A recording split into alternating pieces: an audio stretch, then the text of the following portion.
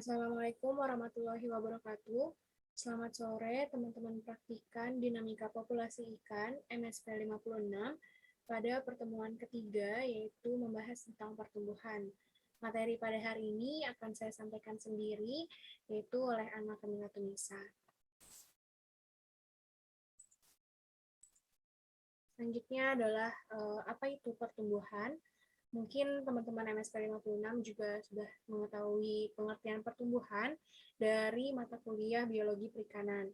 Nah, pertumbuhan merupakan pertambahan panjang maupun volume dan ukuran dari ikan, di mana pertumbuhan volume atau ukuran ini bisa didefinisikan sebagai pertumbuhan panjang maupun pertumbuhan bobot pada ikan itu sendiri.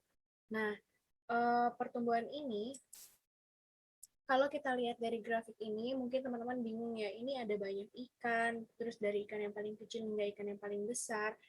Intinya, kita pahamin dulu bahwa di sini ada L infinity atau L asimptotik, di mana L, di mana panjang tersebut itu tidak mencapai batas, gitu teman-teman. Nah, untuk yang sumbu Y, yaitu ada LT atau length, artinya itu panjang pada waktu tertentu, dan sumbu X adalah T atau age atau waktu, di mana umurnya si ikan tersebut mencapai panjang tertentu.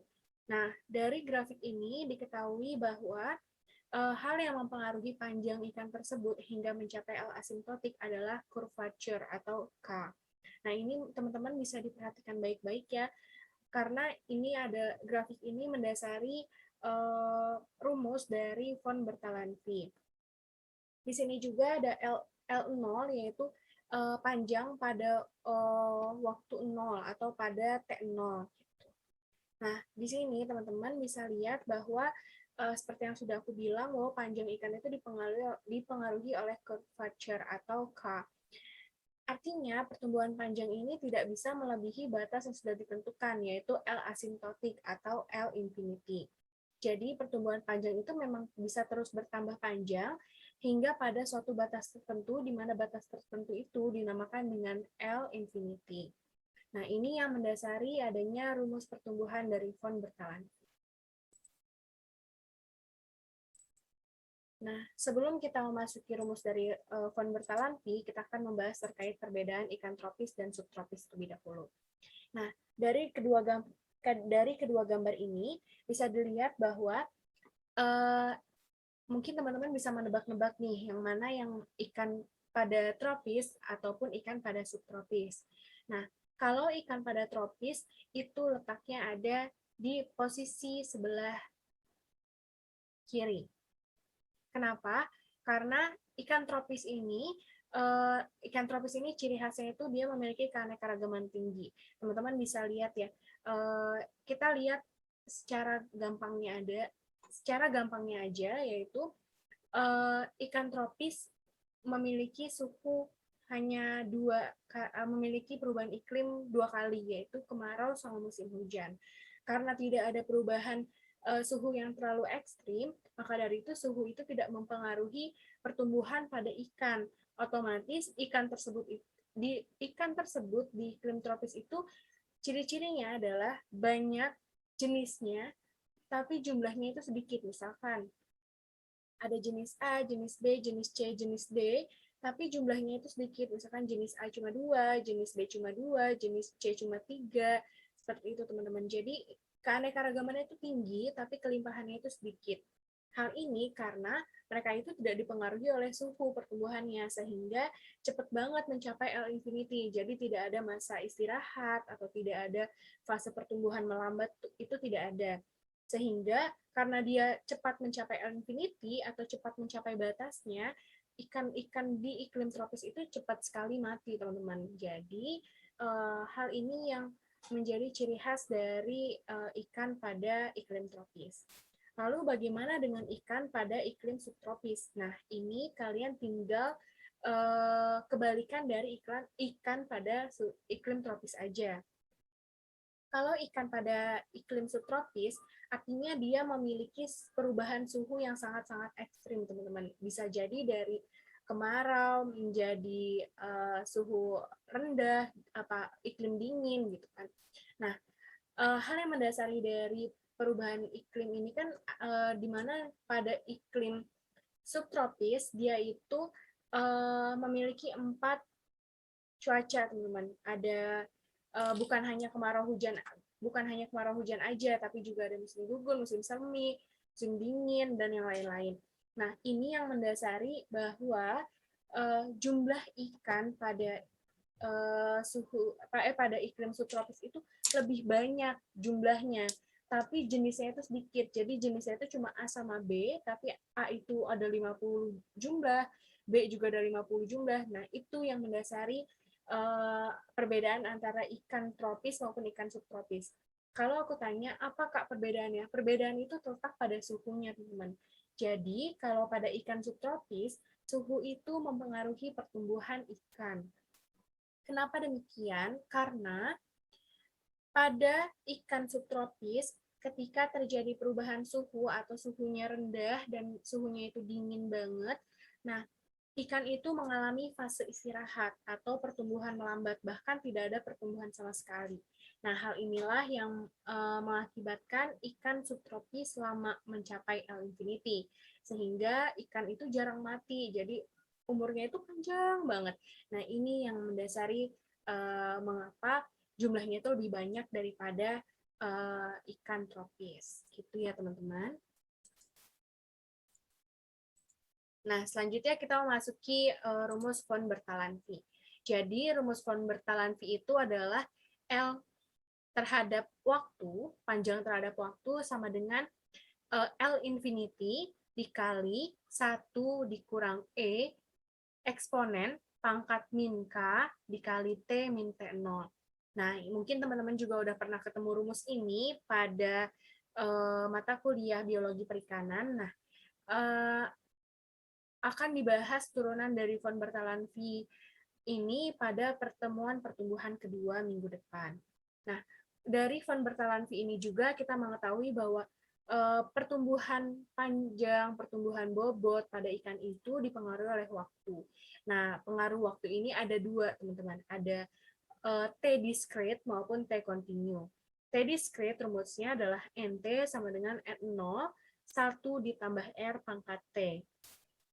Sedangkan T continue yaitu NT sama dengan N0 E pangkat RT. Nah, perbedaan antara T discrete dan T continue silahkan teman-teman tanyakan kepada asisten kelompoknya masing-masing setelah pemaparan tentang teladan nantinya. Lalu ketika sampling nih teman-teman, gimana sih cara untuk memperoleh data masukan atau sampling pada pengukuran pertumbuhan ini? Di sini dijabarkan bahwa metode tersebut dapat dikategorikan secara kasar ke dalam 3 kelompok utama. Yang pertama, di mana saat kita mau mengukur pertumbuhan panjang, ada pembacaan umur yang dikombinasikan dengan pengukuran panjang. Jadi misalkan kita mengetahuinya dari umur aja, ikan ini sudah umur sekian, oh berarti panjangnya relatifnya adalah sekian. Jadi ini secara kasarnya. Nah yang kedua hanya dari data pengukuran. Umumnya memang pertumbuhan itu kita hitung melalui pengukuran menggunakan penggaris, menggunakan alat-alat ukur lainnya seperti itu. Jadi hanya sebatas pengukuran maupun penimbangan bobot saja. Nah, dan yang ketiga yaitu percobaan-percobaan penandaan. Nah, penandaan ini ada 2 macam, yaitu ada mark recapture sama tagging. Nah, bedanya apa sih, Kak? Oke, ini mungkin bisa dicatat juga sama teman-teman semua.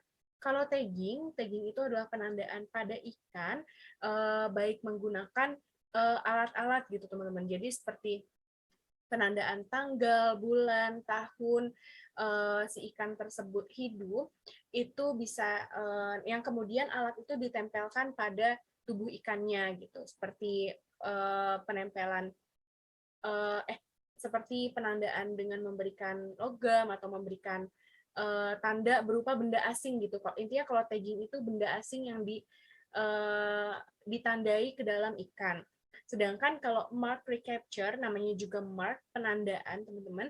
Jadi kalau mark recapture ini bukan benda asing yang dimasukkan ke dalam ikan atau ditempelkan pada tubuh ikan, melainkan penandaan-penandaan yang langsung ditandakan pada tubuh ikan. Misalnya, pembolongan operkulum, atau pemotongan sirip atau pemotongan ekor. Nah, ini biasa teman-teman mungkin temuin juga di FPIK ya. Kucing-kucing nih banyak sekali yang telinganya dibolongin. Nah, itu karena sudah ditandai oleh dokter-dokter hewan seperti itu. Nah, ini juga bisa nih diterapkan pada pengukuran pertumbuhan pada ikan. Nah, lalu untuk persamaan von Bertalanffy berdasarkan bobot. Nah, di sini ada rumus. Nah, mungkin teman-teman udah sering melihat rumus ini ya, rumus di mata kuliah biologi perikanan, yaitu panjang terhadap waktu, bobot terhadap waktu, di mana Q dikali L pangkat 3 dalam kurung T. Q di sini mungkin teman-teman, apa ya Q, apa ya, ayo ingat-ingat lagi. Q ini merupakan faktor kondisi, di mana L ini merupakan panjang pangkat 3 terhadap waktu, yaitu T. Nah, lalu kemudian diturunin nih teman-teman, bobot terhadap waktu dengan Q, L di sini diubah menjadi L asimptotik, L infinity pangkat 3 dikali 1, masukin rumus T yang tadi, yang di awal, yang kita juga udah mengetahui rumus von Bertalanffy yang panjang tadi ya teman-teman, yaitu 1 min E min K dikali T min T0 pangkat 3. Nah, lalu muncul rumus bobot asimptotiknya atau bobot infinity-nya, yaitu sama dengan Q dikali L infinity pangkat 3. Hingga didapatkan hasil atau rumus yang aslinya atau rumus sesungguhnya teman-teman, yaitu W terhadap waktu sama dengan W infinity dikali 1 min E pangkat min K dikali T min T0 pangkat 3. Nah, selanjutnya ialah penjelasan terkait teladan. Oke, selanjutnya adalah materi teladan.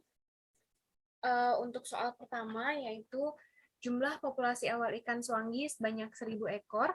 Dalam waktu beberapa lama, populasi ikan tersebut menjadi 5 kali populasi awal. Jika diketahui R sama dengan 0,5, tentukan nilai T-nya. Nah, di sini sebentar aku pakai pen dulu. Di sini diketahui bahwa N0-nya ada 1.000 ekor. Ingat, N0 itu populasi awal ya, teman-teman. Nah, 1.000 ekor ini kita analogikan sebagai huruf A. Dalam waktu beberapa lama, berarti kan N dalam T tertentu, jumlah populasi ikan tersebut meningkat menjadi 5 kali populasi awal. Berarti 5 dikali populasi awalnya kita narasikan sebagai A. Berarti 5A kita tulis. Jika diketahui R-nya sama dengan 0,5, berarti di sini R-nya 0,5 kita tulis. Tentukan berapa nih nilai T-nya. Nah, dari sini kita ketahui teman-teman, bahwa soal teladan nomor 1 ini merupakan soal T diskrit. Nah, kalian pasti bingung, Kak, ini kenapa bisa T diskrit? Oke, kalian bisa tanyain ke kakak asisten kelompok kalian masing-masing ya. Jadi untuk penggunaan rumus T diskret, yaitu NT sama dengan N0 dikali 1 plus R pangkat T.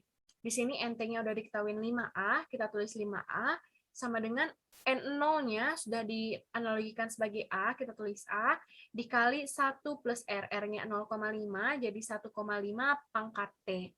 Nah, A-nya kita coret, teman-teman. A-nya kita coret, berarti sisa 5 sama dengan 1,5 pangkat T.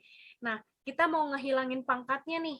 Caranya dengan mengelenkan angka 5 tersebut maupun mengelenkan angka 1,5 pangkat T ini biar pangkatnya hilang. Jadi, len 5, T-nya maju ke depan jadi T len 1,5. Nah, ini kalian juga paham pasti dari pertemuan pertama dan kedua membahas tentang integral dan logaritma. Nah, kemudian dari sini kita bisa pindahkan T-nya ke ruas kiri. Jadi T sama dengan len 5 dibagi len 1,5. Karena kan tadinya len 1,5 kepemilikan T ya, teman-teman.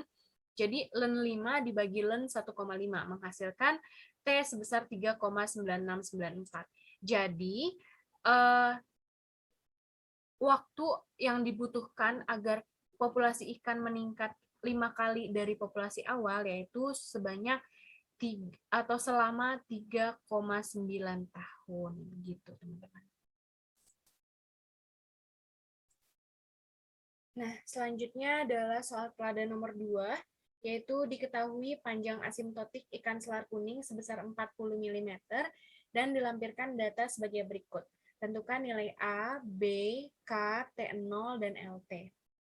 Nah, di sini teman-teman nilai LT-nya udah diketahui nih ya teman-teman. Jadi nilai LT dan L infinity-nya nanti sudah diketahui, jadi teman-teman bisa mengerjakan soal nomor 2, yaitu ini kan di sini T-nya sudah diketahui.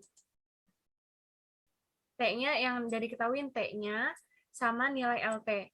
Nah, nanti teman-teman tinggal cari nilai min len 1 min LT per L infinity, di mana LT-nya kan udah diketahui.